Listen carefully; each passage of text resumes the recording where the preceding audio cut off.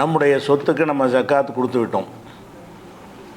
சொத்துக்கோ நகைக்கோ நம்மள்கிட்ட இருக்கிற பொருளுக்கு ஜக்காத்து கொடுத்த பிறகு அந்த சொத்துடைய மதிப்பு மேலும் அதிகமாகிடுது, கூடி விடுகிறது. இப்போ மதிப்பு அதிகமானுச்சுன்னா அதுக்காக நம்ம ஜக்காத்து கொடுக்கணுமா? இந்த ஒரு கேள்வியை பரவலாக கேட்டாங்க, நிகழ்ச்சிலையும் கேட்டாங்க, வாட்ஸ்அப்லேயாகவும் கேட்டிருக்கிறாங்க. அதாவது நம்ம ஒரு 10 லட்ச ரூபாய்க்கு ஒரு சொத்துக்கு ஜக்காத்து கொடுத்துட்டோம். அடுத்த வருஷம் பார்த்தோம்னா நம்ம சொத்து 20 லட்ச ரூபாயாக போச்சு. நம்ம 10 லட்ச ரூபா சொத்துக்கு தான் ஜக்காத்து கொடுத்தோம். அடுத்த வருஷம் அந்த சொத்துக்கு என்ன ரேட்டுன்னு பார்த்தா 20 லட்சம் ஆகிடுச்சு. அப்போ நம்ம 10க்கு தான் ஜக்காத்து கொடுத்துருக்குறோம். இப்போ இன்னொரு 10 இப்போ அதிகமாகிடுச்சு. இப்போ விலை மதிப்பு அதிகமாகிற காரணத்தினால இன்னொரு 10 லட்ச ரூபாய்க்கு ஜக்காத்து கொடுக்கணுமா அப்படிங்கிறது அதிகமான பேருக்கு இருக்கிற ஒரு சந்தேகம். ஆனால் அப்படி கொடுக்க வேண்டிய அவசியம் கிடையாது. ஏன்னு கேட்டால் இந்த பொருள்களுடைய மதிப்புகள் அதிகமாவது நம்முடைய வருவாய் என்பதில் அடங்காது. நீங்கள் 10 லட்ச ரூபாய் நகைக்கு ஜக்காத்து கொடுக்குறீங்க. 10 லட்ச ரூபா நகைக்கு 2500 நீங்கள் 25,000 ரூபாயா, 25,000 ரூபாய்க்கு ஜக்காத்து கொடுக்குறீங்க. 25,000 ரூபாய்க்கு எவ்வளோ நகை வரும்? அது ஒரு கணக்கு வரும்ல. 10 லட்ச ரூபாயுடைய நகைக்கு ஜக்காத்து கொடுக்குறாருந்தா 25,000 ரூபாய்க்கு எவ்வளோ பவுன் வரும்? அந்த பவுனை நீங்கள் கொடுக்குறீங்கன்னு அர்த்தம். அதுக்கு நீங்கள் 25,000 ரூபா கொடுக்குறீங்கன்னு சொன்னால் 25,000 ரூபா நீங்கள் கொடுக்கல, அன்றைய மார்க்கெட்டில் அந்த நகையுடைய மதிப்புக்கு தக்கவாறு நீங்கள் கொடுக்குறீங்க. 25,000 ரூபா கொடுத்துட்டீங்க. இப்போ அடுத்த வருஷத்துக்கு 10 லட்சத்துடைய மதிப்பு 20 லட்சம் ஆகிடுச்சு. அப்போ நீங்கள் கொடுத்தீங்கல்ல அந்த 25,000 அதுவும் டபுள் ஆகிக்கிறோம். நீங்கள் அன்னைக்குள்ள மதிப்புக்கு 25,000 கொடுத்தீங்க. அந்த கொடுத்த நகையாக நீங்கள் கொடுத்துருந்தீங்கன்னு வைங்க, தங்கமாக கொடுத்துருந்தீங்கன்னு வைங்க, அது இன்றைக்கி இருந்துச்சுன்னு சொன்னால் அதுவே டபுள் ஆயிருமே. 25,000 ரூபாய்க்கு உரிய தங்கம் 50,000 ரூபாய் ஆயிருமே. அப்போ விலை ஏறுவது என்பதெல்லாம் நம்முடைய வருவாயில் வராது. அது அரசாங்கத்துடைய நிர்வாக தவறின் காரணமாக பணத்துக்கு மதிப்பு இழந்து போய் மதிப்பு கூட தெரிகிறது. பண மதிப்பு குறைந்து கொண்டே வருகிறது அர்த்தமே தவிர இது ஒரு வருவாயின்னு சொல்ல முடியாது. அன்றைக்கு நம்ம பார்க்குறோம், அன்றைக்கு ஒரு 1 லட்ச ரூபாய்க்கு வாங்கின ஒரு பொருளை இன்றைக்கி 5 லட்ச ரூபாய்க்கு வாங்க வேண்டி இருக்குது. அன்றைக்கு நம்ம 1 லட்ச ரூபாய்க்கு ஒரு பொருளை வாங்குகிறோம்னு சொன்னால் அதே 1 லட்ச ரூபாய்க்கு உரிய பொருளை இன்றைக்கி அந்த 1 லட்ச ரூபாய்க்கு வாங்க முடியாது. 5 லட்ச ரூபா கொடுத்தா தான் வாங்க முடியும். அப்போ நம்ம அன்றைக்கு கொடுத்த ரூபாயோட மதிப்பும் கூட. இப்போ நம்ம எப்படி இந்த ஜக்காத்து கொடுக்கும்போது அன்றைக்கு 10 லட்ச ரூபாய் இருந்துச்சுன்னு சொல்கிறோமோ, நம்ம ஜக்காத்தாக கொடுத்த அந்த 25,000 இருக்குல்ல, அதனுடைய மதிப்பும் கூடுதலான மதிப்பு உள்ளது தான். அந்த மதிப்பு இன்னைக்கு இருக்குமே. ஆனால் அது 20 லட்சம் ரூபா 50,000 மதிப்பாக தான் இருக்குது, டபுளாக தான் இருக்கும். 10 லட்சம் 20 லட்சமாக ஆகும் என்று சொன்னால் 25,000 ஜக்காத்து கொடுத்தது 50,000 ஆகிக்கிறோம். நம்ம எவ்வளோ ஜக்காத்து கொடுத்தாலும் சரி அதுவும் சேர்ந்து தான் மதிப்பு கூடிக்கிறோம். அதனால் இந்த மதிப்பு கூடுவதை பற்றி நம்ம கவலைப்படாமல் இந்த பொருளுக்கு நம்ம ஜக்காத்து கொடுத்துட்டோம், அவ்வளோதான். ஒரு வீட்டுக்கு ஜக்காத்து கொடுத்துட்டோம், கொடுத்த பிறகு 10 கோடி மதிப்பு அதிகமானாலும் அதை பற்றி நம்ம கவலைப்பட வேண்டியதில்லை. நாம் ஜக்காத்து கொடுத்து அதை தூய்மையாக்கி நம்முடைய பொருளாக ஹலாலான பொருளாக நம்ம ஆக்கி கொண்டோம். அதே மாதிரி நகைகளுக்கு அதே மாதிரி கொடுத்து விட்டாலும் அந்த மாதிரி உள்ளது தான்.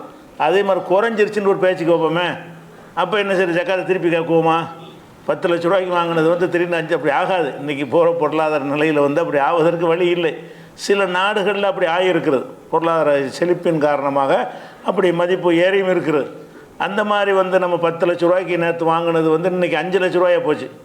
தங்கத்தினுடைய விலைலாம் குறைஞ்சி 5 லட்ச ரூபாய் போச்சு. இப்போ 5 லட்ச ரூபாயை போனால் நம்ம 10 லட்சத்துக்கு ஜக்காத்து கொடுத்தோம். அப்போ 25,000 12,000 யார்கிட்ட போய் கேட்குறது? கேட்க முடியாது. அதனால் என்னென்னு கேட்டால் கொடுத்தோம்னா கொடுத்தது தான். அது விலை ஏறுவது என்பதெல்லாம் பணவீக்கத்தின் காரணமாக ஏற்படுகிறது. அந்த பணவீக்கத்தின் காரணமாக இதனுடைய மதிப்பு ஏறுற மாதிரி தான் நீங்கள் ஜக்காத்தாக கொடுத்தீங்கல்ல, அன்னைக்கு ஒரு தங்கத்தை வாங்கி வச்சுருந்தீங்கன்னா அதுவும் ஏறி இருக்கும். நீங்கள் 25,000 ரூபாய்க்கு ஜக்காத்து கொடுத்தீங்கல்ல, அந்த ஜக்காத்து கொடுக்குறதுக்கு பதிலாக 25,000 ரூபாய்க்கு ஒரு தங்கத்தை வாங்கி வச்சுருந்தீங்கன்னு சொன்னால் இந்த தங்கம் ஏறுற மாதிரி அந்த தங்கமும் ஏறத்தான் செய்யும். அதனால் நீங்கள் கொடுத்த ரூபாயை வேறு. நீங்கள் அன்றைக்கி 25,000 ரூபா கொடுத்தீங்களே, அது இன்றைக்கி உள்ள 25,000 ரூபாய் நீங்கள் கொடுக்கல, அன்னைக்கு உள்ள 25,000 ரூபாய் தான் கொடுத்துருக்குறீங்க. அன்னைக்கு உள்ள 25,000 ரூபாயும் இன்றைக்கி உள்ள 50,000 ரூபாயும் சமமானது தான். 10 லட்சம் 20 லட்சம் ஆச்சுன்னா 50,000 கொடுக்கணுங்கிறீங்கள, அந்த 50,000மும் சரி தான், அன்னைக்கு கொடுத்த 25,000மும் சரி தான். அப்போ அந்த மாதிரி நம்ம கவனித்து பார்த்தோம் என்று சொன்னால் விலை ஏற்றத்தின் காரணமாகவெல்லாம் அது ஜக்காத்து கொடுக்க வேண்டிய அவசியம் வராது. அது வருவாய் கிடையாது. விலை ஏற்றம் என்பது இல்லை, நம்ம கூடுதல் வருமானம் வந்துருச்சு, அப்படி நினைத்து கொள்ள மாட்டோம். அது பணவீக்கத்தின் காரணமாக வரக்கூடியதான். அதனால் இது ஒரு கேள்வியை கேட்டிருக்கிறாங்க முக்கியமாக. அடுத்ததாக அந்த சந்தேகத்தை பார்த்துவிட்டு தொடருக்கு போகலாம். முதலாவது சந்தேகம் என்னன்னு சொன்னால், நம்முடைய சொத்துக்கு நம்ம ஜக்காத் கொடுத்து விட்டோம். சொத்துக்கோ நகைக்கோ நம்மள்கிட்ட இருக்கிற பொருளுக்கு ஜக்காத் கொடுத்த பிறகு அந்த சொத்துடைய மதிப்பு மேலும் அதிகமாகிடுது, கூடி விடுகிறது. இப்போ மதிப்பு அதிகமானுச்சுன்னா அதுக்காக நம்ம ஜக்காத்து கொடுக்கணுமா? இந்த ஒரு கேள்வியை பரவலாக கேட்டாங்க, நிகழ்ச்சிலையும் கேட்டாங்க, வாட்ஸ்அப் வழியாகவும் கேட்டிருக்கிறாங்க. அதாவது நம்ம ஒரு 10 லட்ச ரூபாய்க்கு ஒரு சொத்துக்கு ஜக்காத்து கொடுத்துட்டோம். அடுத்த வருஷம் பார்த்தோம்னா நம்ம சொத்து 20 லட்ச ரூபாயா போச்சு. நம்ம 10 லட்ச ரூபா சொத்துக்கு தான் ஜக்காத்து கொடுத்தோம். அடுத்த வருஷம் அந்த சொத்துக்கு என்ன ரேட்டுன்னு பார்த்தா 20 லட்சம் ஆகிடுச்சு. அப்போ நம்ம 10க்கு தான் ஜக்காத்து கொடுத்துருக்குறோம். இப்போ இன்னொரு 10 இப்போ அதிகமாகிடுச்சு. இப்போ விலை மதிப்பு அதிகமாகிற காரணத்தினால இன்னொரு 10 லட்ச ரூபாய்க்கு ஜக்காத்து கொடுக்கணுமா அப்படிங்கிறது அதிகமான பேருக்கு இருக்கிற ஒரு சந்தேகம். ஆனால் அப்படி கொடுக்க வேண்டிய அவசியம் கிடையாது. ஏன்னு கேட்டால், இந்த பொருள்களுடைய மதிப்புகள் அதிகமாவது நம்முடைய வருவாய் என்பதில் அடங்காது. நீங்கள் 10 லட்ச ரூபாய் நகைக்கு ஜக்காத்து கொடுக்குறீங்க. 10 லட்ச ரூபா நகைக்கு 2500 ரூபா நீங்கள் 25,000 ரூபாயா, 25,000 ரூபாய்க்கு ஜக்காத்து கொடுக்குறீங்க.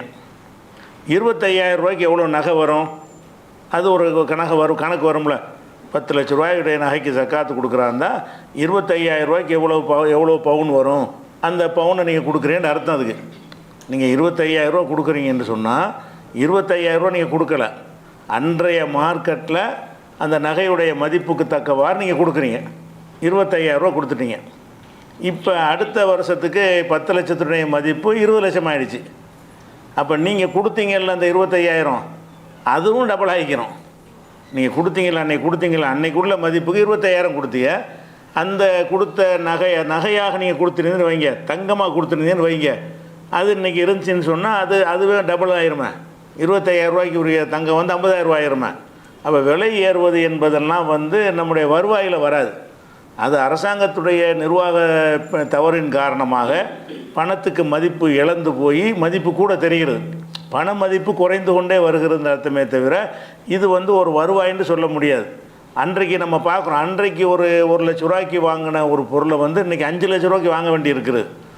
அன்றைக்கு நம்ம 1 லட்ச ரூபாய்க்கு ஒரு பொருளை வாங்குகிறோம்னு சொன்னால் அதே 1 லட்ச ரூபாய்க்கு உரிய பொருளை இன்றைக்கி அந்த 1 லட்ச ரூபாய்க்கு வாங்க முடியாது. 5 லட்ச ரூபா கொடுத்தா தான் வாங்க முடியும். அப்போ நம்ம அன்றைக்கு கொடுத்த ரூபாயோட மதிப்பும் கூட. இப்போ நம்ம எப்படி இந்த ஜக்காத்து கொடுக்கும்போது அன்றைக்கு 10 லட்ச ரூபாய் இருந்துச்சுன்னு சொல்கிறோமோ, நம்ம ஜக்காத்தாக கொடுத்த அந்த 25,000 இருக்குல்ல, அதனுடைய மதிப்பும் கூடுதலான மதிப்பு உள்ளது தான். அந்த மதிப்பு இன்னைக்கு இருக்குமே. ஆனால் அது 20 லட்சம் ரூபா 50,000 மதிப்பாக தான் இருக்குது, டபுளாக தான் இருக்கும். 10 லட்சம் 20 லட்சமாக ஆகும் என்று சொன்னால் 25,000 ஜக்காத்து கொடுத்தது 50,000 ஆகிக்கிறோம். நம்ம எவ்வளோ ஜக்காத்து கொடுத்தாலும் சரி அதுவும் சேர்ந்து தான் மதிப்பு கூடிக்கிறோம். அதனால் இந்த மதிப்பு கூடுவதை பற்றி நம்ம கவலைப்படாமல் இந்த பொருளுக்கு நம்ம ஜக்காத்து கொடுத்துட்டோம், அவ்வளோதான். ஒரு வீட்டுக்கு ஜக்காத்து கொடுத்துட்டோம், கொடுத்த பிறகு 10 கோடி மதிப்பு அதிகமானாலும் அதை பற்றி நம்ம கவலைப்பட வேண்டியதில்லை. நாம் ஜக்காத்து கொடுத்து அதை தூய்மையாக்கி நம்முடைய பொருளாக ஹலாலான பொருளாக நம்ம ஆக்கி கொண்டோம். அதே மாதிரி நகைகளுக்கு அதே மாதிரி கொடுத்து விட்டாலும் அந்த மாதிரி உள்ளது தான். அதே மாதிரி குறைஞ்சிருச்சுன்னு ஒரு பேச்சுக்கு வைப்போமே, அப்போ என்ன சரி ஜக்காத்தை திருப்பி கேட்குவோமா? 10 லட்ச ரூபாய்க்கு வாங்கினது திடீர்னு 5 அப்படி ஆகாது. இன்றைக்கி போகிற பொருளாதார நிலையில் அப்படி ஆவதற்கு வழி இல்லை. சில நாடுகளில் அப்படி ஆகியிருக்கிறது, பொருளாதார செழிப்பின் காரணமாக அப்படி மதிப்பு ஏறியும் இருக்கிறது. அந்த மாதிரி நம்ம 10 லட்ச ரூபாய்க்கு நேற்று வாங்கினது இன்றைக்கி 5 லட்ச ரூபாயாக போச்சு. தங்கத்தினுடைய விலைலாம் குறைஞ்சி 5 லட்ச ரூபாய்க்கு போச்சு. இப்போ 5 லட்ச ரூபாயை போனால் நம்ம 10 லட்சத்துக்கு ஜக்காத்து கொடுத்தோம். அப்போ 25,000 12,000 யார்கிட்ட போய் கேட்குறது? கேட்க முடியாது. அதனால் என்னென்னு கேட்டால் கொடுத்தோம்னா கொடுத்தது தான். அது விலை ஏறுவது என்பதெல்லாம் பணவீக்கத்தின் காரணமாக ஏற்படுகிறது. அந்த பணவீக்கத்தின் காரணமாக இதனுடைய மதிப்பு ஏறுற மாதிரி தான் நீங்கள் ஜக்காத்தாக கொடுத்தீங்கல்ல, அன்னைக்கு ஒரு தங்கத்தை வாங்கி வச்சுருந்தீங்கன்னா அதுவும் ஏறி இருக்கும். நீங்கள் 25,000 ரூபாய்க்கு ஜக்காத்து கொடுத்தீங்கல்ல, அந்த ஜக்காத்து கொடுக்குறதுக்கு பதிலாக 25,000 ரூபாய்க்கு ஒரு தங்கத்தை வாங்கி வச்சுருந்தீங்கன்னு சொன்னால் இந்த தங்கம் ஏறுற மாதிரி அந்த தங்கமும் ஏறத்தான் செய்யும். அதனால் நீங்கள் கொடுத்த ரூபாயை வேறு. நீங்கள் அன்றைக்கி 25,000 ரூபா கொடுத்தீங்களே, அது இன்றைக்கி உள்ள 25,000 ரூபாய் நீங்கள் கொடுக்கல, அன்றைக்கி உள்ள 25,000 ரூபா தான் கொடுத்துருக்குறீங்க. அன்றைக்கி உள்ள 25,000 ரூபாயும் இன்றைக்கி உள்ள 50,000 ரூபாயும் சமமானது தான். 10 லட்சம் 20 லட்சம் ஆச்சுன்னா 50,000 கொடுக்கணுங்கிறீங்களா, அந்த 50,000ம் சரி தான், அன்னைக்கு கொடுத்த 25,000ம் சரி தான்.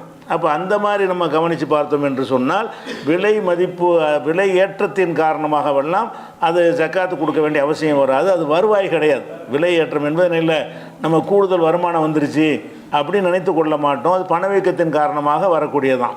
அதனால் இது ஒரு கேள்வியை கேட்டிருக்கிறாங்க முக்கியமாக. அடுத்ததாக